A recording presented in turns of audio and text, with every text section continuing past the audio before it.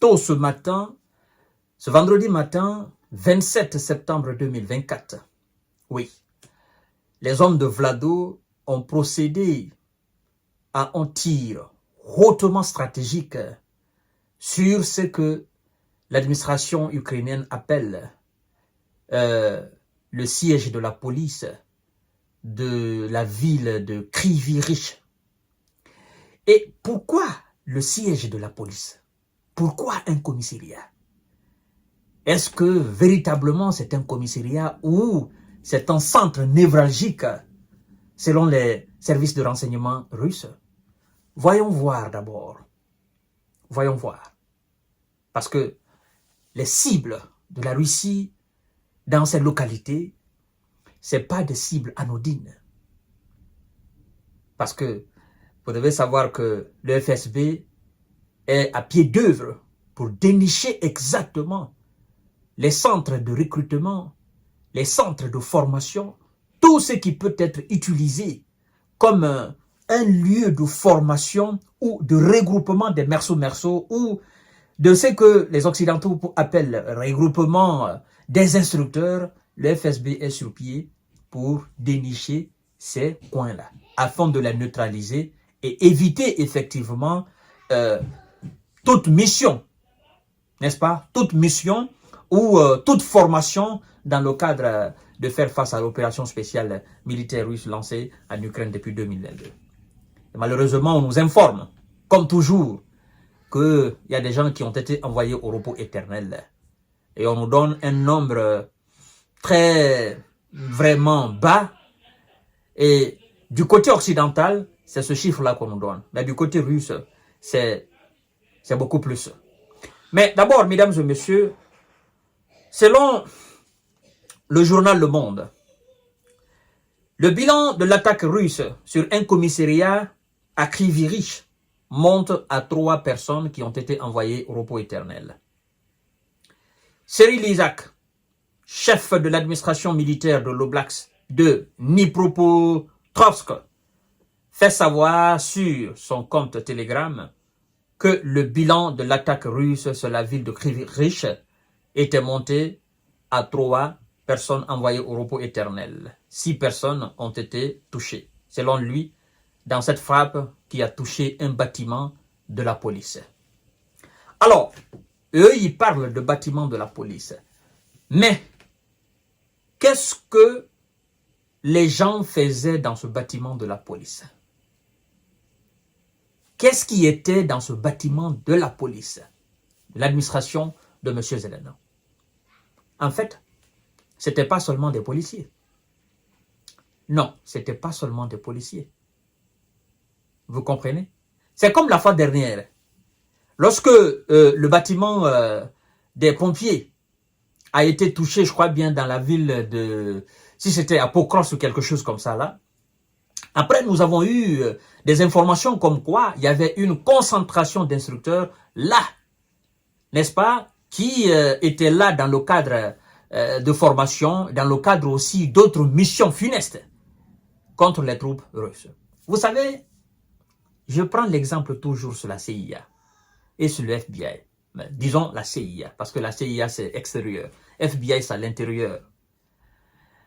La CIA est sur pied pour dénicher toute information de tout pays contre les États-Unis ou contre les intérêts des États-Unis. Vous comprenez? Et à chaque fois qu'elle déniche quelque chose qui, certainement, s'il n'anéantit pas, peut porter atteinte aux intérêts des visas ou à l'intégrité ou à la souveraineté des visas, laissez-moi vous dire que peu importe où vous soyez, ça sera neutralisé.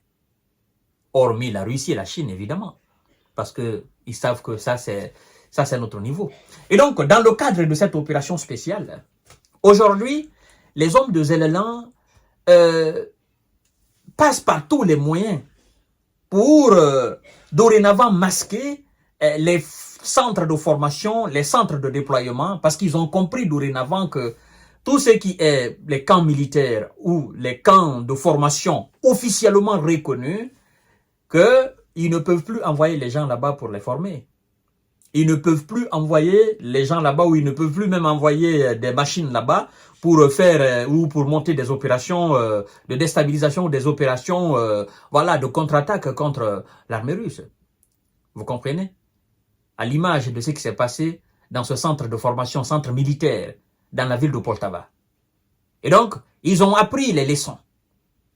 Et ils se sont dit, mais écoutez, chaque fois qu'on le fait, il y a toujours des informations qui fuitent. Et quand les informations fuitent du côté russe, ben, ça reçoit ces informations, ça procède à des tirs. Donc, il faut maintenant changer de stratégie.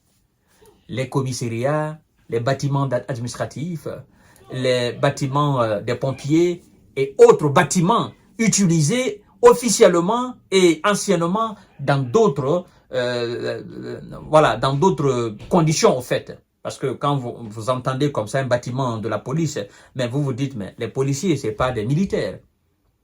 Les bâtiments de la police, dans les conditions normales, là, on voit pas des militaires. Ça, c'est la police, c'est autre chose. Ça c'est pour la ville. Sauf que nous sommes dans un contexte où même les bâtiments anodins peuvent être transformés en des centres névralgiques. Vous comprenez? Même des sous-sols des hôpitaux peuvent être transformés à des centres logistiques, au fait. Excusez-moi. Ou même des bâtiments vraiment simples, des bâtiments résidentiels, peuvent être utilisés comme des centres névralgiques, comme des QG. Vous comprenez? Donc, quand vous voyez ou que vous entendez, il y a eu des frappes contre tel bâtiment résidentiel. Oui, c'est peut-être, anciennement, c'est un bâtiment résidentiel. D'accord, c'est un bâtiment simple. Mais qu'est-ce qui s'est passé? En fait, c'est pas contre le bâtiment, mais ce qui se trouve à l'intérieur du bâtiment, où le bâtiment a été transformé pour tel objectif dorénavant. Et donc, aujourd'hui, c'est le cas, par exemple, dans cette ville de Kryvyi-Rih, selon les informations de la Russie. Mais selon les informations des Occidentaux, ça reste toujours un bâtiment de la police. En fait, aujourd'hui, nous sommes passés dans une autre étape de guerre. Et les hommes de Vlado sont sur pied. C'est pourquoi les Américains disent, nous ne pouvons pas envoyer des techniciens pour venir réparer les F-16. Les Européens n'ont qu'à se charger de cela.